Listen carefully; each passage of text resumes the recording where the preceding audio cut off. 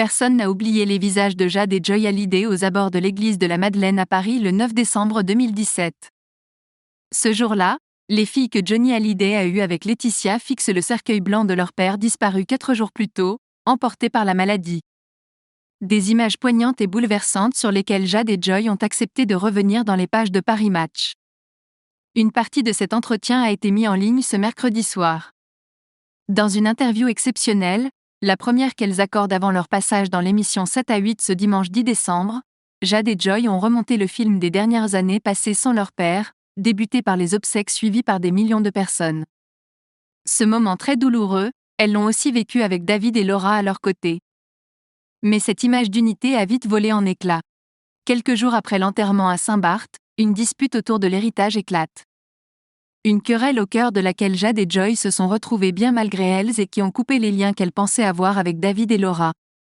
À Saint-Barth, David et Laura nous avaient fait de belles promesses, nous assurant qu'ils seraient toujours là, que l'on pourrait compter sur eux, que l'on se verrait souvent. Et puis à peine étaient-ils repartis, on n'a plus jamais eu directement de leurs nouvelles. Je l'ai vécu comme un abandon, affirme Jade à Paris Match. David et Laura n'ont pas tenu leurs promesses selon Jade et Joy. Ces propos font écho à ceux de sa sœur Joy qui, quant à elle, évoque une trahison. Après la disparition de papa, on a cru qu'on aurait un lien plus fort, que ça allait tous nous rapprocher. Comment peut-on se comporter ainsi quand on est censé faire partie de la même famille ? Même si je suis passée à autre chose, je n'oublierai jamais ce qu'ils ont fait. Le bilan dressé pour les deux jeunes filles est catégorique. Elles ont toutes les deux souffert de ce déchirement familial. C'est juste triste, on aurait aimé partager des moments avec notre grand frère et notre grande sœur pour parler de notre père plutôt que de les voir nous assigner en justice, alors qu'on ne leur a rien fait.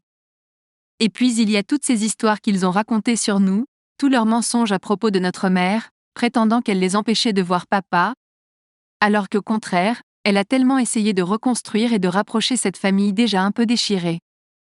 J'essaie de ne plus y penser, mais je crois que l'on ne pourra jamais leur pardonner. Ils nous ont blessés. Une première prise de parole très forte pour Jade et Joy Hallyday.